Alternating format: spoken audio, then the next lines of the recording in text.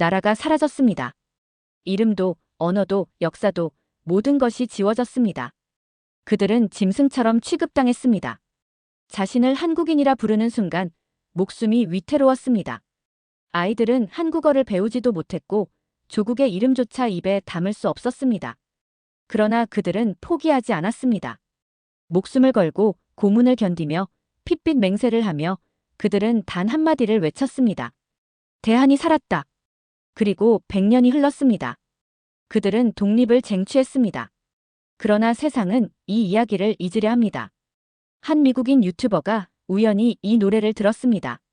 한국에 가서 독립운동의 흔적을 보고 초등학생들이 단지동맹을 외치는 공연을 보고 그녀는 깨달았습니다. 이건 한 나라가 죽음 속에서 살아남았다는 증거다. 이건 세상에서 가장 강한 민족의 선언이다. 그리고 이제 이 노래를 세계가 듣고 있다. 대체 무슨 사연인지 오늘 사연 바로 시작하겠습니다. 저는 올리비아 윌슨, 미국에서 역사 콘텐츠를 다루는 유튜버입니다. 유튜버라니 거창해 보일 수도 있겠지만 사실 저는 그냥 평범한 역사 덕후였어요. 미국 독립전쟁, 프랑스 혁명, 2차 세계대전 같은 이야기들을 영상으로 만들어 사람들에게 공유하는 게 제 취미였죠. 그날도 여느 때처럼 다음 콘텐츠를 위해 자료를 찾고 있었어요. 그런데 제 이메일로 낯선 제보 하나가 도착했어요. 안녕하세요. 한국의 독립운동에 대해 아시나요? 100년 전 한국인들이 불렀던 노래가 있습니다. 그 노래를 꼭 들어보셨으면 좋겠어요. 한국 독립운동.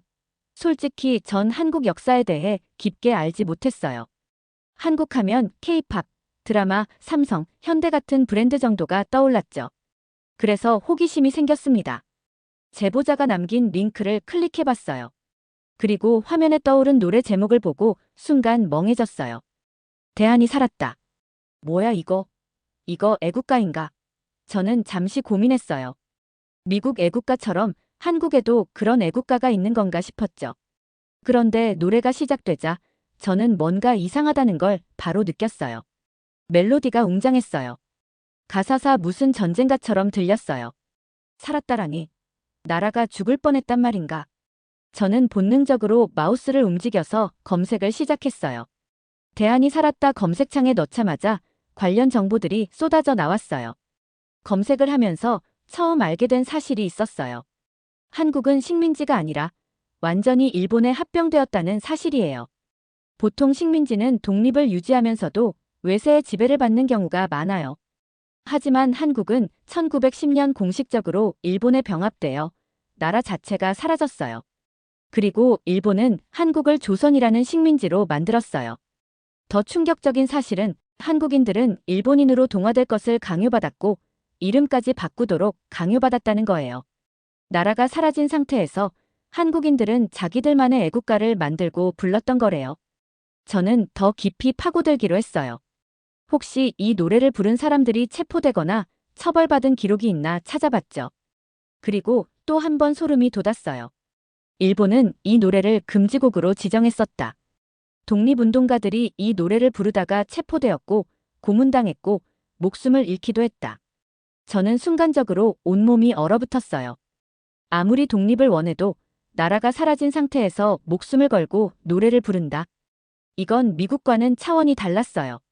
우리는 독립전쟁을 통해 자유를 쟁취했지만 한국은 총도 군대도 없이 저항했어요. 그런데도 자기들의 존재를 부정하지 않았어요. 그래서 부른 노래가 대한이 살았다였대요. 사실 저는 역사 공부를 하면서 여러 나라의 독립운동을 봐왔어요. 프랑스 혁명 때는 왕과 귀족들을 단두대에 세우면서 피해 혁명을 일으켰죠. 인도는 간디의 비폭력 운동을 했고 베트남은 프랑스와 미국에 맞서 처절한 전쟁을 벌였어요. 저는 지금까지 한국이 미국의 도움을 받아 독립한 나라라고 생각했는데 그게 아니었어요. 한국은 독립을 달성한 게 아니라 독립을 쟁취한 나라였어요. 이걸 영상으로 만들어야겠다고 생각했어요. 노래뿐 아니라 이 노래가 가진 의미와 한국의 독립운동 이야기까지 담아서 전달하고 싶다는 생각이 들었죠. 그래서 다음 날 저는 카메라를 켜고 녹화를 시작했어요. 그리고 이렇게 말했죠. 여러분, 우리는 한국을 너무 모릅니다. 100년 전 나라를 잃었지만 결코 무너지지 않았던 사람들. 그들이 부른 노래가 있습니다. 그 노래를 들으면 한국이 왜 지금의 한국이 되었는지 알게 될 겁니다. 유튜브 영상을 찍고 나니 온몸에 긴장이 감돌았어요. 영상을 편집하면서도 계속 대안이 살았다를 반복해서 들었어요. 처음 들었을 땐 웅장한 애국가처럼 느껴졌지만 들으면 들을수록 더 깊은 무언가가 느껴졌어요. 이건 희망의 노래가 아니라 절망 속에서 부르는 생존 선언이었어요. 살아남았다라는 말은 결국 죽을 뻔했다는 의미이니까요.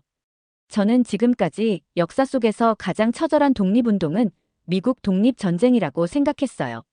미국은 영국과 싸우며 독립을 쟁취했고 총과 대포를 들고 자유를 쟁취했죠.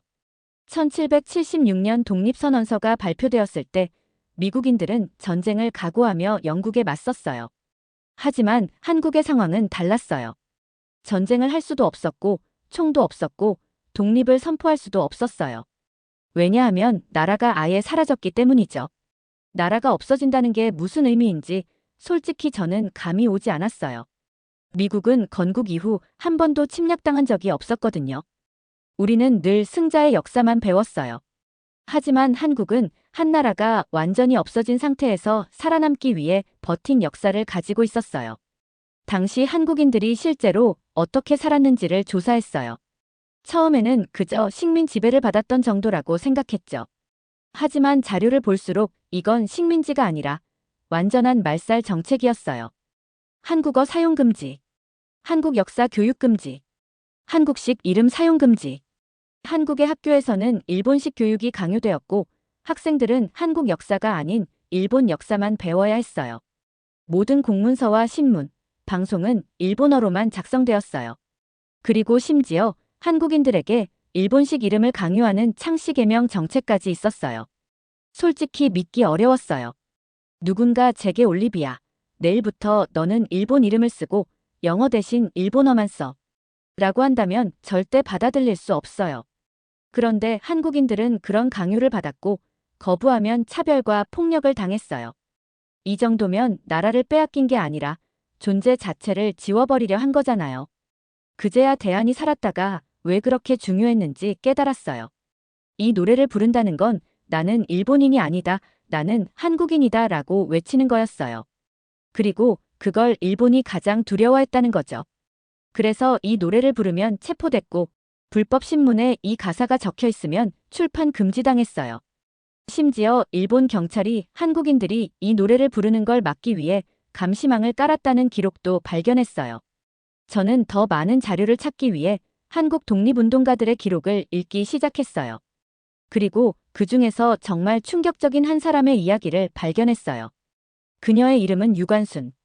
1902년생, 한국의 3.1운동을 주도했던 18살의 소녀. 그녀는 1919년 고향에서 만세운동을 벌였다가 일본 경찰에게 체포됐어요. 그리고 감옥에 갇힌 상태에서도 옥중에서 계속 대한 독립 만세를 외쳤어요. 결국 심한 고문을 당해 19살에 사망했어요. 18살 미국이라면 고등학교 졸업반일 나이에 자유가 없는 나라에서 살고 있다는 이유만으로 감옥에서 목숨을 잃었다고. 그녀는 독립을 위해 총을 든 것도 아니었어요. 그저 대한 독립 만세를 외쳤을 뿐인데 이것만으로도 일본은 그녀를 죽였어요. 미국 독립전쟁 때 자유가 아니면 죽음을 달라를 외쳤던 패트릭 헨리가 떠올랐어요. 그는 미국 독립을 위해 싸운 유명한 연설가였어요. 하지만 그는 독립을 얻고 살아남았어요. 반면 유관순은 그저 살아있다고 외쳤을 뿐인데도 목숨을 잃었어요. 저는 이 이야기를 읽고 나서 대안이 살았다의 가사가 완전히 다르게 들렸어요. 나는 사라지지 않았다. 대안은 아직 존재한다. 우리는 아직 끝나지 않았다. 이걸 부르는 순간, 이 노래를 듣는 순간 사람들은 우리는 한국인이다라는 걸 다시 떠올릴 테니까요. 저는 확신했어요. 이건 미국인들이 반드시 알아야 할 이야기예요. 그래서 저는 두 번째 영상을 촬영하기 시작했어요. 카메라를 바라보며 말했죠. 오늘 저는 한 나라의 독립운동을 이야기하려 합니다. 이건 사라진 나라를 되찾기 위한, 그리고 존재를 지키기 위한 싸움이었습니다. 영상을 업로드한 뒤 저는 긴장된 마음으로 노트북을 덮었어요. 어차피 제 채널은 미국 역사에 관심 있는 사람들이 보는 정도라 큰 반응은 없을 거라고 생각했어요. 그냥 알고 있는 사실을 나누는 거죠. 평소와 다를 게 없었어요. 그런데 그게 아니었어요. 첫 30분 만에 조회수가 10만을 넘겼어요. 그전까지 제 채널에서 가장 많은 조회수를 기록했던 영상이 겨우 2만이었는데 이건 완전히 다른 차원이었어요. 알람이 미친 듯이 울려댔어요. 댓글이 쏟아졌고 이메일도 연달아 들어왔어요. 이게 실화인가요? 이 노래를 듣고 전율이 돋았어요. 이 영상을 보고 나니 한국이 왜 일본과 그렇게 첨예하게 대립하는지 이해됐어요. 저는 믿을 수 없었어요. 한국 독립운동이라는 낯선 주제가 미국에서 이렇게까지 뜨거운 반응을 얻을 줄은 상상도 못했어요. 더 놀라운 일은 그 다음에 벌어졌어요. 유명한 역사 유튜버들이 제 영상을 공유하기 시작한 거예요. 미국에서 독립운동과 세계사를 다루는 유명한 크리에이터들, 그중에는 구독자 500만 명을 보유한 유튜버까지 있었어요. 그가 제 영상을 리액션하면서 이렇게 말했어요. 솔직히 나는 한국이 미국의 도움으로 독립한 나라라고 생각했다. 그런데 이 영상을 보고 생각이 완전히 바뀌었다. 한국은 원래부터 강한 나라였다. 이 영상이 또 한 번 퍼졌어요. 그리고 미국의 커뮤니티 사이트 레딧에서도 역사 분야 인기 게시물로 올라갔어요. 한국이 단순히 일본의 식민지였던 게 아니었어. 이 노래가 목숨 걸고 부를 정도로 위험했던 노래였다고. 미국인들은 이 영상을 보고 충격을 받았어요. 우리는 한국을 성장한 나라로만 봤지 견겨운 나라라고 생각해 본 적이 없었거든요. 며칠 뒤 CNN, 폭스뉴스 같은 뉴스 사이트에서도 이 영상을 언급하기 시작했어요. CNN 역사 칼럼에 100년 전 한국이 지킨 한 노래라는 제목의 기사가 올라왔어요. 팍스뉴스는 더 자극적인 제목을 달았어요. 미국이 몰랐던 한국 독립운동, 일본이 금지한 한 노래가 있었다. 그리고 결정적인 순간이 찾아왔어요. 백악관 대변인이 기자회견에서 한국 독립운동을 언급한 거예요. 우리는 한국과 오랜 동맹을 맺어왔습니다. 그리고 우리는 한국이 미국의 보호국이 아니라 그들 스스로 독립을 위해 싸워온 역사를 가진 강한 나라라는 점을 다시금 인식해야 합니다. 미국 정부가 공식적으로 한국은 스스로 독립을 쟁취한 나라라고 언급한 거예요. 그동안 일부 미국인들은 한국은 미국 덕분에 독립했다고 생각했는데 이제 한국은 원래부터 싸우던 나라라는 점이 널리 알려지게 된 거죠. 그러던 어느 날 제 이메일로 한 통의 초대장이 도착했어요. 한국 독립기념관에서 열리는 특별 행사에 초대합니다. 솔직히 말해서 제가 한국에 오게 될 줄은 몰랐어요. 유튜브 영상 하나가 이렇게까지 커질 줄도 몰랐고요. 미국에서 한국의 독립운동을 다룬 제 영상이 폭발적으로 퍼지고 CNN과 팍스뉴스에서 보도되고 심지어 백악관 대변인까지 이 이야기를 언급할 줄이야. 이건 상상도 못했던 일이었죠. 그런데 그 모든 사건들이 저를 여기로 이끌었어요. 저는 한국 독립기념관에서 열리는 특별 행사에 초대받았어요. 그리고 직접 한국을 보고 이 나라가 어떻게 과거를 극복하고 지금의 강한 국가가 되었는지를 확인하고 싶었어요. 입국 심사를 마치고 공항 밖으로 나왔어요. 공기가 달랐어요. 미국과는 다른 도시의 분위기. 서울은 제가 예상했던 것보다 훨씬 더 현대적이고 바쁘고 정돈된 느낌이었어요. 초고층 빌딩, 끊임없이 움직이는 대중교통, 거리를 걷는 사람들의 빠른 걸음걸이까지. 정말 에너지가 넘치는 도시였어요. 그런데 가장 인상적인 건 한국인들의 표정이었어요. 자신감, 활력 그리고 당당함. 저는 한국의 독립운동을 이야기하기 위해 이곳에 왔어요. 그런데 막상 한국에 도착하니 이 나라가 더 이상 과거에 머물러 있지 않다는 걸 깨달았어요. 한국은 단순히 독립을 이뤄낸 나라가 아니라 세계에서 가장 빠르게 성장한 나라 중 하나였어요. 다음 날 아침, 저는 한국 독립기념관으로 향했어요. 기념관은 서울이 아니라 천안에 있었어요. 버스를 타고 이동하는 동안 창밖으로 보이는 한국의 풍경을 천천히 감상했어요. 도심을 벗어나자 고층 빌딩 대신 산과 강, 전통적인 마을들이 보였어요. 현대적인 모습 속에서도 한국의 오래된 문화가 그대로 남아있는 게 신기했어요. 이 나라의 역사는 단절되지 않았고 과거와 현재가 공존하고 있었어요. 드디어 독립기념관에 도착했어요. 입구로 들어서니 거대한 건물이 저를 압도했어요. 그리고 그 앞에 거대한 조형물이 있었어요. 결의 탑. 이 탑은 한국이 독립을 위해 싸워온 역사를 기리는 상징이었어요. 전 세계 어느 나라에서도 본 적 없는 독특한 형태였어요. 그런데 이 탑을 바라보는 순간 이상하게도 가슴이 먹먹해졌어요. 이 나라가 여기까지 오기까지 얼마나 많은 희생이 있었을까? 행사가 열리는 강당으로 들어갔어요. 이미 수많은 사람들이 모여 있었어요. 기자들도 보였고 한국 정부 관계자들, 그리고 한국의 독립운동을 연구하는 학자들도 참석했어요. 그런데 저를 보며 한국 사람들이 환하게 웃고 있었어요. 그 순간 저는 조금 당황했어요. 왜 이 사람들은 나에게 이렇게 따뜻한 시선을 보내는 거지? 한 한국인이 저에게 다가와서 말을 걸었어요. 올리비아 씨, 한국에 오신 걸 환영합니다. 한국의 역사를 알리기 위해 애써주셔서 감사합니다. 저는 깜짝 놀랐어요.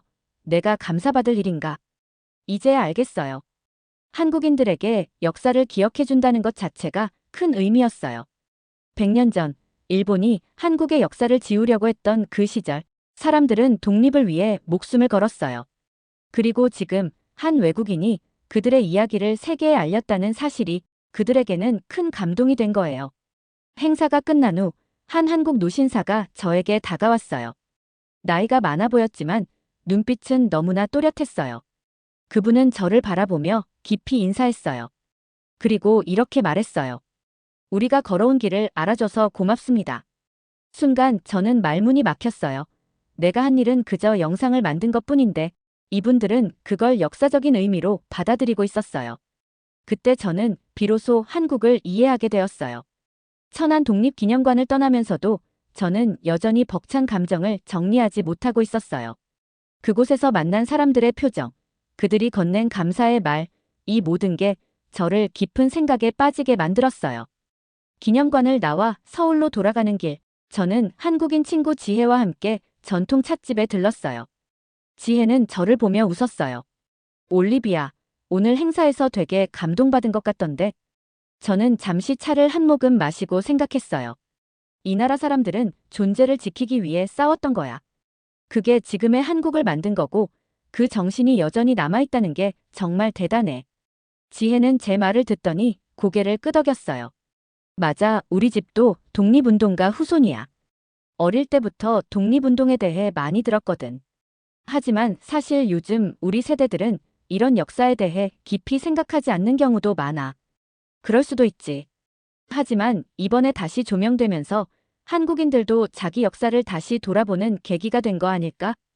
그래서 너 같은 외국인이 이걸 알려줘서 더 의미 있는 거야. 한국인들이 잊지 않으려고 노력하는 것만큼 외국인들도 이 나라의 과거를 이해하고 함께 기억하는 것이 중요하다는 걸 깨달았어요. 다음 일정으로 서대문 형무소 역사관을 방문했어요. 전시관을 둘러보는데 한 곳에서 발걸음을 멈출 수밖에 없었어요. 유관순 열사 수감실. 그녀의 이름을 보는 순간 천안 독립기념관에서 봤던 기록이 떠올랐어요. 한국의 18살 소녀가 감옥에서도 독립을 외치다 고문을 당하고 목숨을 잃었다는 이야기. 그때 옆에 있던 한국인 가이드가 말했어요. 여기가 유관순 열사가 실제로 갇혀있던 감방입니다. 이곳에서 그녀는 마지막까지 대한 독립 만세를 외쳤다고 합니다. 감방 안은 좁았어요. 작은 창 하나가 있을 뿐 빛이 거의 들어오지 않았어요. 그 순간 이곳에 갇혀있던 수많은 사람들의 목소리가 들리는 듯 했어요. 대한이 살았다. 우리는 아직 끝나지 않았다. 그날 밤 저는 숙소에서 다시 카메라를 켜고 유튜브 영상을 촬영했어요. 여러분, 저는 지금 한국에 있습니다. 그리고 직접 와서 보고 나니 한 가지 확신이 들었습니다. 한국은 기적의 나라가 아닙니다. 이 나라는 처음부터 강한 나라였고 절대로 무너지지 않는 정신을 가진 나라였습니다. 서울에서의 마지막 밤이 다가오고 있었어요. 그동안 저는 한국의 독립운동에 대해 조사했고 직접 기념관과 서대문 형무소까지 방문했어요. 그런데 저는 여전히 한 가지 궁금한 점이 있었어요. 그렇다면 한국의 젊은 세대들은 이 역사를 어떻게 기억하고 있을까? 이제는 독립을 위해 싸울 필요가 없는 시대예요. 한국은 세계에서 손꼽히는 경제대국이 되었고 전쟁이나 식민 지배를 경험한 세대도 점점 줄어들고 있어요. 그렇다면 오늘날 한국인들은 과거를 어떻게 기억하고 있을까? 이 답은 전혀 예상하지 못한 곳에서 만나게 될 줄은 몰랐어요. 한국인 친구 지혜가 저를 한 공연장으로 데려갔어요. 올리비아, 이거 꼭 봐야 해. 너한테 정말 의미 있는 경험이 될 거야. 공연장은 크지 않았어요. 대형 콘서트홀도 아니고 유명한 배우가 나오는 공연도 아니었어요. 그런데 객석은 거의 꽉 차 있었어요. 공연이 시작되었어요. 아이들이 등장하자마자 분위기가 확 바뀌었어요. 처음에는 조용히 시작되던 멜로디가 점점 웅장해졌어요. 그리고 아이들이 한 명씩 노래를 부르기 시작했어요. 내 손톱이 빠져나가고 내 귀가 잘려도 그 고통을 견딜 수 있다. 하지만 내 나라를 빼앗긴 고통은 견딜 수 없다. 순간 객석에서 작은 탄성이 들렸어요. 저도 숨을 멈춘 채 아이들의 노래를 듣고 있었어요. 아이들은 100년 전 실제로 있었던 일을 살아있는 이야기처럼 전달하고 있었어요. 그들의 목소리는 너무나 진지했고 눈빛은 마치 그 시대를 직접 겪은 사람들처럼 강렬했어요. 저는 점점 빠져들었어요. 이건 공연이 아니었어요. 이건 역사 그 자체였어요. 공연이 끝나자 객석 여기저기에서 훌쩍이는 소리가 들렸어요. 저 역시 손등으로 눈물을 훔쳤어요. 그런데 그 순간 앞자리에서 한 외국인 커플이 조용히 눈물을 닦고 있었어요. 분명 저처럼 한국인이 아닌 사람들이었어요. 그들도 저와 같은 감정을 느끼고 있었던 거예요. 공연장을 나오면서 저는 다시 한번 깊은 생각에 빠졌어요. 지금까지 저는 한국의 역사가 과거에만 존재하는 줄 알았어요. 하지만 그렇지 않았어요. 이 나라는 역사를 기억하고 있었어요. 그리고 그 기억을 다음 세대에게도 전하고 있었어요. 한국의 젊은 세대들은 과거를 기리는 게 아니라 그 정신을 노래로, 연극으로, 이야기로 이어가고 있었어요. 그게 바로 100년 전 대한이 살았다를 부르던 사람들이 바라던 미래가 아니었을까요? 저는 다시 미국으로 돌아왔어요. 하지만 제 머릿속은 여전히 한국에서 본 것들로 가득했어요. 집으로 돌아오자마자 저는 노트북을 열고 제 유튜브 채널을 확인했어요. 그리고 다시 한번 놀랐어요. 조회수 300만 회 돌파. 댓글 1만 개 이상. 미국, 유럽, 일본, 그리고 심지어 중국에서도 반응이 올라오고 있었죠. 댓글에는 충격을 받은 외국인들의 반응이 넘쳐났어요. 나는 한국이 이렇게까지 끈질기게 싸운 나라라는 걸 몰랐다. 이제야 왜 한국이 강한 나라가 되었는지 알겠다. 우리 교과서에서는 이런 내용을 한 줄도 배우지 않았어. 그 중에서도 제일 인상적이었던 댓글이 있었어요. 한국이 왜 일본을 용서하지 않는지 이해할 수 있을 것 같다. 영상이 퍼지면서 미국과 유럽의 여러 역사 유튜버들도 이 이야기를 다루기 시작했어요. CNN과 팍스 뉴스에서도 이 주제를 다시 보도했어요. 그러던 어느 날 제 이메일로 한국에서 메시지가 하나 도착했어요. 발신인 한국독립운동기념협회. 메일을 열어보니 한국 정부와 독립운동연구기관에서 저를 공식적으로 초청하고 싶다는 내용이었어요. 올리비아 씨가 올려주신 영상 덕분에 전 세계에서 한국 독립운동에 대한 관심이 커졌습니다. 우리나라의 역사를 기억해 주신 것에 감사드립니다. 한국에서 직접 연구자들과 만나 더 깊이 있는 이야기를 나눠보시면 어떨까요? 저는 메일을 읽고 한동안 멍해졌어요. 이제 저는 다시 한국으로 가요. 이제는 한국의 역사를 세계에 알리는 사람으로서 가는 거예요. 저는 처음에 단순한 호기심으로 대한이 살았다라는 노래를 들었어요. 하지만 이제는 확실히 압니다. 이건 한 나라가 사라졌음에도 끝까지 존재를 증명하려 했던 사람들의 외침이었습니다. 이건 100년 전 한국인들이 목숨을 걸고 지켜낸 신념이었습니다. 그리고 저는 그 신념이 지금도 살아있다는 걸 직접 보았습니다. 저는 한국인이 아닙니다. 그러나 이 이야기가 제 가슴을 이렇게 울린다면 저는 반드시 기억하고 전하겠습니다. 그리고 이제 이 노래를 세계가 들어야 합니다. 두 번째 사연 시작합니다. 미국은 망가졌는데 한국은 어떻게 이렇게 멀쩡한 거죠? 중국 바로 옆인데도요? 믿을 수 없는 일이 벌어졌습니다. 매년 10만 명이 펜타닐로 목숨을 잃는 미국. 가족이 무너지고 공동체가 파괴되는 이 혼돈 속에서 그 모든 재앙의 시작은 중국이었습니다. 미국으로 흘러드는 펜타닐의 원료 대부분이 중국에서 만들어져 멕시코 카르텔을 통해 밀반입되고 있다는 사실이 드러났습니다. 그런데 충격적인 건 중국 바로 옆에 있는 한국은 전혀 다른 세상이라는 겁니다. 마약 청정국이라는 말이 과연 가능할까요? 한 다큐멘터리 제작자가 이 불가능해 보이는 이야기를 직접 확인하기 위해 한국 땅을 밟았습니다. 그리고 그가 발견한 건 미국과는 완전히 다른 차원의 안전 시스템, 그리고 그 안에 숨겨진 비밀이었다고 합니다. 대체 무슨 사연인지 오늘 사연 바로 시작하겠습니다. 안녕하세요. 저는 케일럽이라고 합니다. 미국에서 다큐멘터리를 만드는 일을 하고 있어요. 주로 사회 문제를 다루는데 최근 몇 년 동안은 펜타닐이라는 마약 때문에 미국이 얼마나 망가져가고 있는지를 취재했어요.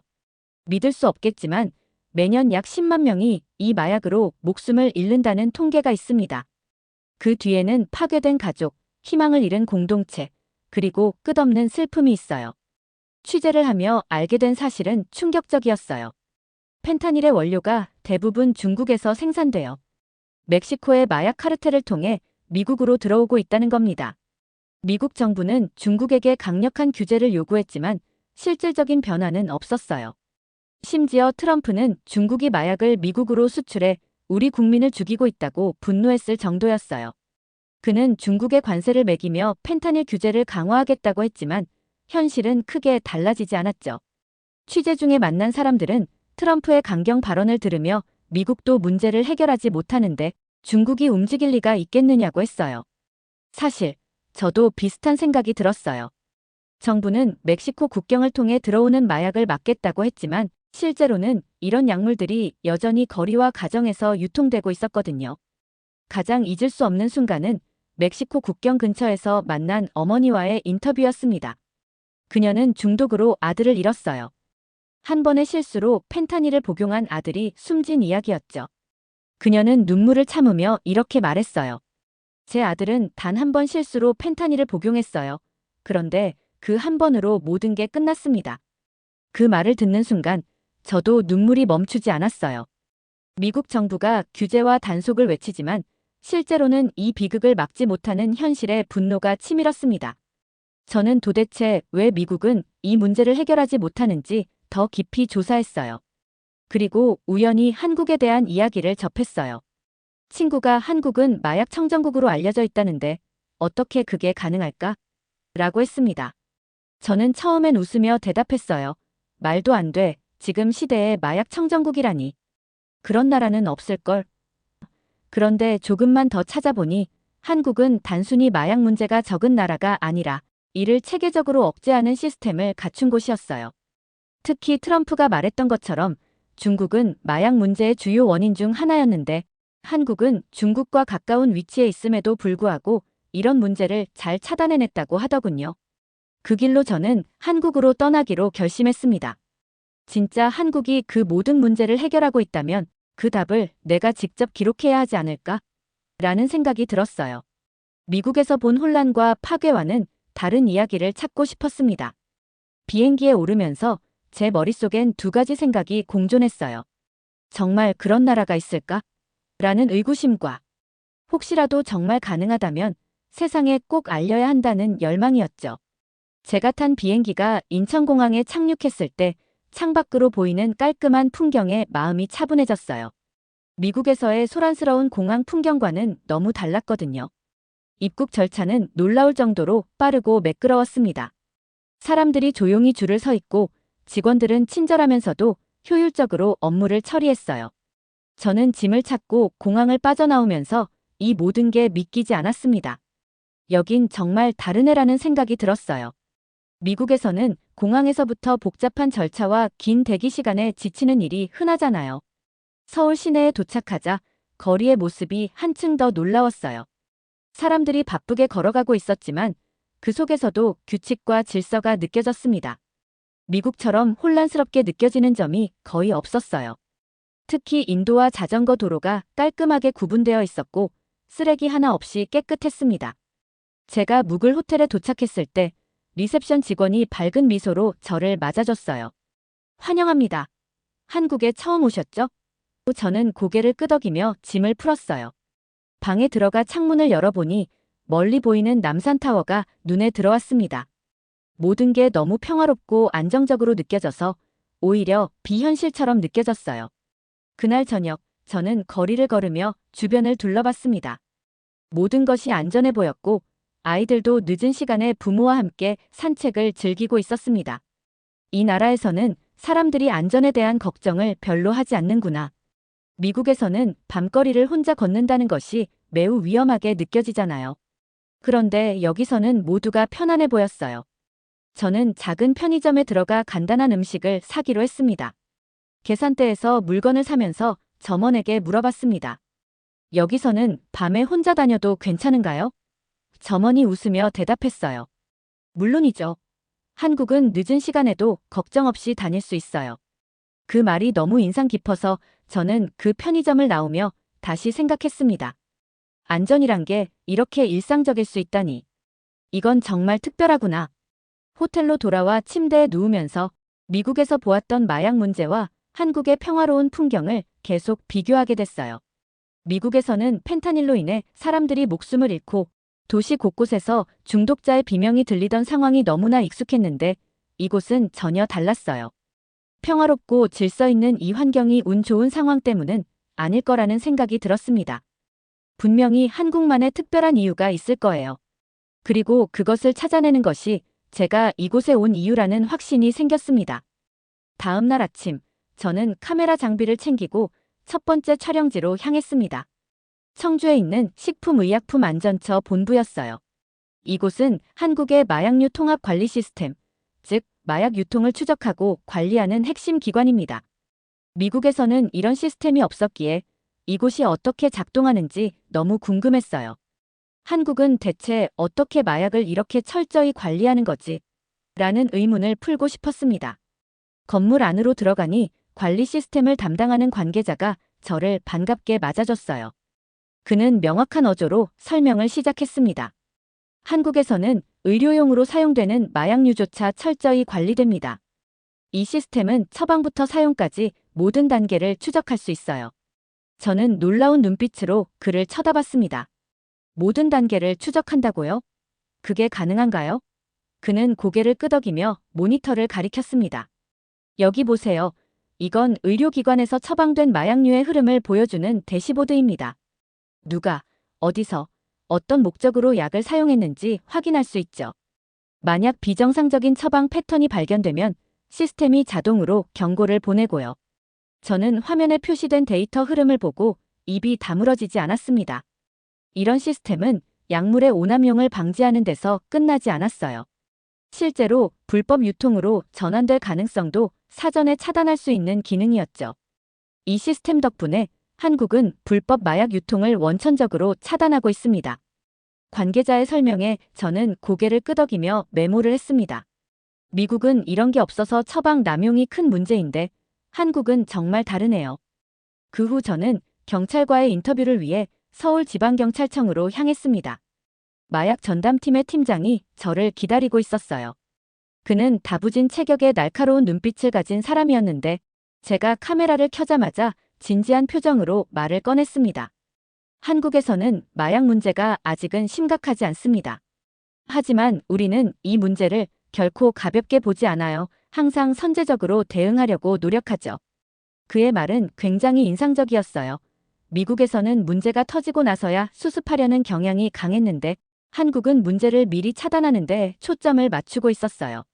저는 마약 단속 과정을 직접 촬영할 기회를 요청했고 그들은 흔쾌히 받아들였습니다. 경찰의 단속 현장은 조용하면서도 긴장감이 감돌았습니다.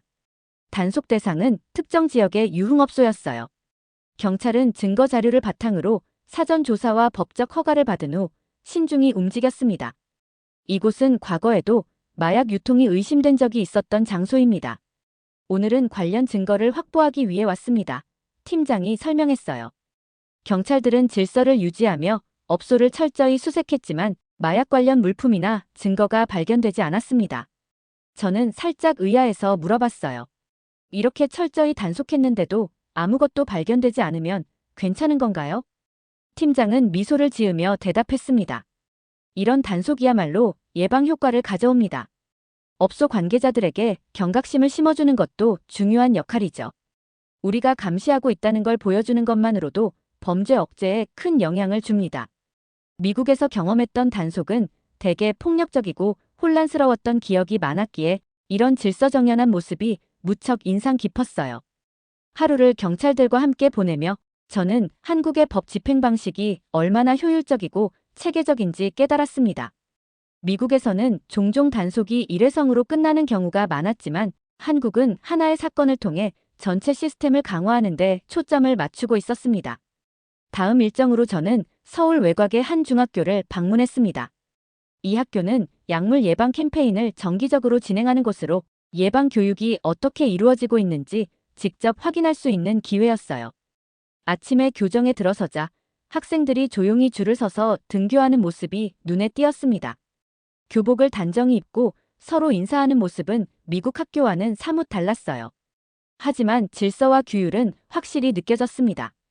보건교사가 진행하는 특별 수업에 참관할 수 있었습니다. 오늘의 주제는 사회적 유혹과 올바른 선택이었어요. 수업은 예상보다 실용적이었고 학생들의 일상에 초점을 맞춘 방식이었습니다. 우리 주변에서 술이나 담배를 권유받거나 호기심으로 약물을 접하게 될 가능성은 항상 있어요. 이런 상황에서는 어떻게 대처해야 할까요? 보건교사가 질문했습니다. 몇몇 학생들이 손을 들며 대답했습니다. 거절하고 바로 자리를 떠야 해요. 어른들에게 이야기해서 도움을 요청해야죠. 학생들의 반응은 암기한 답변처럼 느껴지지 않았어요. 그들은 실제로 상황을 이해하고 자신만의 방식으로 대처법을 생각하고 있는 듯 보였습니다. 보건교사는 아이들의 대답에 고개를 끄덕이며 이어갔습니다. 맞아요. 하지만 하면 안 된다고 대답하는 것만으로는 부족합니다. 여러분이 왜 그런 행동이 위험한지, 그리고 거절하는 것이 여러분 자신과 주변 사람들에게 얼마나 중요한지를 스스로 이해하는 게 중요해요. 수업이 끝난 후 저는 보건교사와 간단히 이야기를 나눴습니다. 그녀는 이렇게 말했어요. 한국에서는 마약 문제가 아직은 심각하지 않지만 해외 문화에 영향을 받는 학생들이 점점 많아지고 있어요. 그래서 가정과 학교가 협력해서 예방 교육을 강화하고 있죠. 학생들에게 규칙을 강요하는 것이 아니라 스스로 생각하고 선택할 수 있도록 돕는 것이 핵심입니다. 그녀의 말은 저에게 깊은 인상을 남겼습니다. 주입하는 방식이 아니라 학생들이 스스로의 삶에 대해 고민하고 올바른 판단을 내릴 수 있도록 돕는 교육이라는 점이 인상적이었어요. 서울의 밤은 말 그대로 새로운 세상이었습니다. 낮에는 학생들과 교육 현장을 다녔지만 이제는 도시의 또 다른 면을 탐험할 차례였어요. 한국의 밤문화가 세계적으로 유명하다는 이야기를 많이 들었지만 실제로 경험하는 건 처음이었죠. 저는 강남에 위치한 유명 클럽을 방문하기로 했어요. 입구는 엄격하게 통제되고 있었고 신분증 검사는 물론 가방 검사까지 철저히 이루어졌습니다. 클럽 관계자가 저를 안내하며 이렇게 말했어요. 한국에서는 이런 검사가 필수입니다. 혹시 모를 상황을 방지하기 위해 항상 주의를 기울이고 있어요. 안으로 들어가니 젊은 사람들로 가득 찬 공간이 펼쳐졌습니다. 화려한 조명과 음악은 다른 나라의 클럽과 비슷했지만 분위기는 훨씬 차분하고 정리된 느낌이었어요. 사람들은 술을 마시며 춤을 추고 있었지만 과도한 취기로 인해 문제를 일으키는 사람은 보이지 않았습니다. 저는 이런 환경이 믿기지 않았어요. 클럽을 나와 거리로 나왔을 때 길가의 한 대형 전광판에서 K-팝 뮤직비디오가 나오고 있었습니다. 노래 가사가 자신을 사랑하고 있는 그대로의 자신을 받아들이라는 메시지를 전하고 있었어요. 그곳을 지나가는 젊은이들이 흥얼거리며 노래를 따라하는 모습이 인상적이었어요. K-팝이 음악 이상이라는 걸 느끼기 시작했습니다. 다음 날, 저는 K-팝과 한국 드라마가 어떻게 젊은 세대들에게 영향을 미치는지 알아보기 위해 한류 전문가를 만났습니다. 그녀는 K-팝과 드라마가 한국 문화를 대변하며 특히 젊은 세대들에게 긍정적인 메시지를 전달한다고 설명했습니다. K-팝 아티스트들은 팬들에게 건강한 라이프 스타일을 강조하고 사회적 메시지를 전달하는 데도 앞장서고 있어요. 이런 점이 젊은이들에게 큰 영향을 미칩니다. 저는 K-팝 가사와 뮤직비디오에 담긴 메시지에 대해 깊이 생각하게 됐어요. 미국의 대중문화는 때로는 폭력적이거나 퇴폐적인 메시지를 강조하는 경우가 많은데 K-팝은 그와 대조적으로 희망과 연대감을 주로 다룬다는 점이 흥미로웠습니다. 다른 한편으로 한국 드라마도 중요한 역할을 하고 있었습니다. 넷플릭스에서 전 세계적으로 인기를 끌고 있는 한국 드라마들은 스토리를 넘어선 메시지를 전달하고 있었습니다.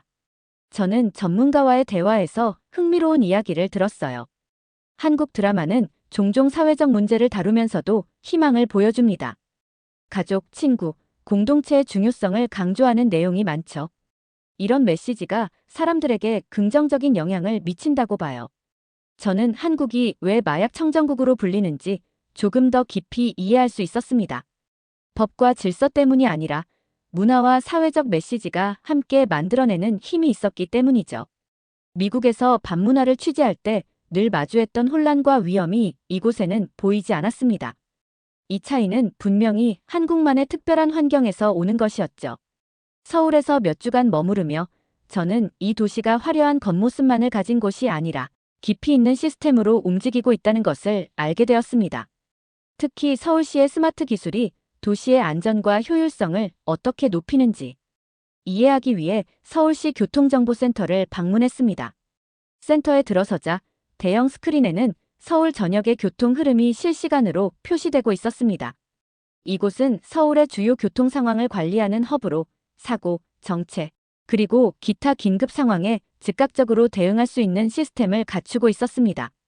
센터 관계자는 서울의 스마트 기술이 교통관리뿐 아니라 안전에도 큰 기여를 하고 있다고 설명했습니다. 교통 데이터는 이동 흐름만 보여주는 것이 아니라 범죄 예방에도 활용됩니다. 예를 들어 차량의 이상 움직임이나 특정 지역에서 반복적으로 발생하는 행동을 감지할 수 있어요. 그는 CCTV 네트워크와 연결된 시스템을 보여주며 덧붙였습니다. 물론 모든 상황을 사전에 차단할 수는 없지만 이런 데이터들이 범죄 발생 후 신속히 대응하는 데 중요한 역할을 합니다. 특히 공공장소에서의 안전관리를 강화하는 데 효과적이죠. 그 다음으로 방문한 곳은 서울지방경찰청의 스마트 방범센터였습니다. 이곳에서는 경찰이 도심 곳곳에 설치된 CCTV 네트워크를 통해 실시간으로 도시를 모니터링하고 있었습니다. 경찰 관계자는 AI와 데이터 분석 기술이 아직 초기 단계지만 범죄 예방과 해결에 점점 더 중요한 도구로 자리 잡고 있다고 설명했습니다. AI 시스템이 모든 범죄를 사전에 감지할 수 있는 건 아닙니다. 하지만 패턴을 분석해 위험 신호를 발견하고 이를 경찰과 공유하는 데 큰 도움이 되고 있어요. 예를 들어 특정 지역에서 반복적으로 배회하거나 비정상적인 행동을 보이는 사람이 포착되면 담당자가 이를 분석하고 필요한 경우 즉각 출동한다고 했습니다. 경찰은 또한 최근 도입된 AI 시스템을 활용해 도심의 특정 구역에서 발생하는 범죄 데이터를 기반으로 순찰 경로를 설정하는 데도 사용하고 있었습니다. 완벽한 시스템은 아니지만 기존보다 순찰의 효율성을 높이는 데 도움을 주고 있습니다. 이 기술 덕분에 예전보다 빠르게 상황을 파악하고 대응할 수 있게 되었어요. 서울의 기술 시스템은 미국과 달리 개인의 감시와 통제를 위한 목적보다는 사회적 안전을 지키는 도구로 받아들여지고 있었습니다. 저는 관계자들에게 시민들이 이런 기술을 어떻게 받아들이는지 물었고 흥미로운 대답을 들을 수 있었습니다. 서울의 시민들은 CCTV와 스마트 기술을 불편해하기보다는 안전을 위한 공공재로 여깁니다. 물론 사생활 문제에 대한 논의도 있지만 전반적으로 긍정적인 인식이 더 강합니다. 이러한 태도는 한국의 공동체 중심 문화와도 연결되어 있었습니다. 취재를 마치고 호텔로 돌아오며 저는 한국의 기술이 사회 전체를 연결하고 안전하게 만드는 중요한 역할을 하고 있다는 것을 깨달았습니다. 미국에서는 기술이 종종 사회 문제를 더 복잡하게 만드는 도구로 작용하는 경우도 있지만 한국에서는 기술이 안정감과 신뢰를 심어주고 있었습니다. 이 점이야말로 한국만의 특별함이라는 생각이 들었습니다. 한국에서의 취재가 이어지며 저는 마약 문제를 억제하는 한국 사회의 독특한 문화적 접근법에 대한 더 깊은 이해가 필요하다고 느꼈습니다. 그래서 한국의 사회학자와 예방교육 전문가를 만나 인터뷰를 진행했습니다. 그들은 한국 사회가 마약 문제를 어떻게 다루는지 그리고 앞으로 어떤 위험에 직면할 수 있는지를 설명하며 저에게 새로운 시각을 열어주었습니다. 첫 번째로 만난 사람은 한국의 한 유명 사회학자였습니다. 그는 마약 사용이 한국에서 범죄를 넘어선 심각한 도덕적 일탈로 간주된다고 설명했습니다. 한국에서는 마약을 사용한다는 사실이 개인의 잘못으로 끝나지 않습니다. 이는 그 사람의 가족, 친구, 심지어 그가 속한 공동체 전체의 문제로 여겨져요. 그렇기 때문에 마약 사용을 선택하기 전에 강한 심리적 장벽이 작용하죠. 그의 말에 저는 고개를 끄덕였습니다. 미국에서는 개인의 선택으로 여겨지는 일이 한국에서는 가족과 사회에 미치는 영향을 중심으로 판단된다는 점이 인상적이었어요. 그는 또 이런 말도 덧붙였습니다. 특히 유명 인사들의 마약 사건이 터지면 한국 사회는 큰 충격을 받습니다. 그들이 사회적으로 얼마나 비난받는지 보면 마약 문제에 대한 경각심이 얼마나 강한지 알 수 있죠. 실제로 최근 몇 년간 한국에서 발생한 유명 연예인들의 마약 사건은 대중매체에서 대대적으로 보도되었고 그로 인해 마약 사용의 위험성이 다시금 사회적 이슈로 떠오른 사례가 많았습니다. 이런 사건은 마약 예방 효과를 유도합니다. 대중은 이런 실수를 하면 나 역시 큰 대가를 치르게 될 것이다라고 생각하게 되죠. 다음으로 만난 예방 교육 전문가는 마약 문제를 다루는 한국 사회의 또 다른 특징에 대해 이야기했습니다. 한국은 개인보다는 공동체를 중요하게 여기는 문화가 강합니다. 마약 사용이 자신의 인생만 망치는 일이 아니라 가족과 공동체 전체에 영향을 미친다는 사실이 사람들에게 심리적 압박으로 작용합니다.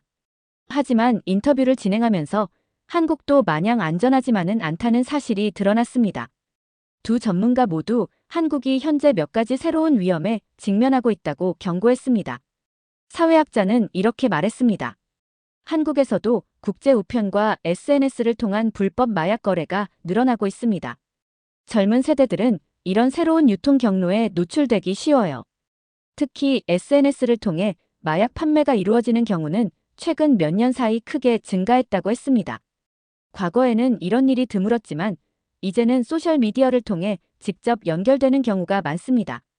문제는 이것이 단속하기 훨씬 어렵다는 거죠. 예방 교육 전문가는 청소년들 사이에서 마약에 대한 호기심이 점점 커지고 있다는 점도 지적했습니다. 예전에는 마약이 접근하기 어려운 물건으로 여겨졌다면 이제는 시도해볼 수도 있는 것이라는 인식이 생기고 있어요. 특히 해외 문화와의 접촉이 늘어나면서 이런 경향이 더 강해졌습니다. 전문가들은 한 목소리로 한국이 더 이상 마약 청정국으로 남기 어렵다고 경고했습니다. 한국은 아직 마약 문제가 심각하지 않지만 점점 위험이 커지고 있습니다. 법적 처벌만으로는 한계가 있습니다. 사회적 인식 개선과 국제 공조가 필수입니다. 이들의 말에 저는 한국이 지금까지는 공동체 중심 문화와 강력한 사회적 낙인 덕분에 마약 문제를 효과적으로 억제할 수 있었지만 변화하는 세상 속에서 이 시스템이 계속 효과적일 수 있을지는 의문이라는 생각이 들었습니다. 호텔로 돌아오는 길에 저는 미국과 한국의 차이를 다시 한번 되새겼습니다. 미국에서는 개인의 자유와 선택을 강조하지만 그 결과가 종종 더 큰 문제로 이어집니다. 반면 한국은 사회적 책임과 공동체를 중심으로 문제를 해결하려 합니다. 두 나라의 접근 방식은 모두 장단점이 있지만 한국의 방식이 지금까지는 더 효과적이었습니다. 한국에서의 마지막 밤, 저는 호텔 창가에 앉아 서울의 야경을 바라보고 있었습니다. 반짝이는 도시의 불빛은 마치 한치의 흔들림도 없는 질서를 상징하는 듯 했어요. 이곳에서 보낸 시간은 제게 단순히 마약 문제를 이해하는 것을 넘어 사회가 어떻게 움직이고 안전을 유지할 수 있는지를 깨닫게 해줬습니다. 한국에서 만난 사회학자가 했던 말이 머릿속에 떠올랐습니다.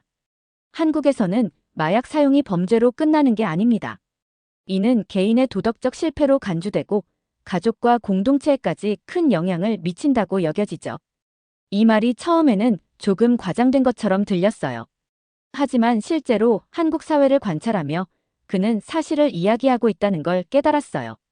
특히 유명 인사의 마약 사건이 터질 때마다 대중의 반응은 엄청났습니다.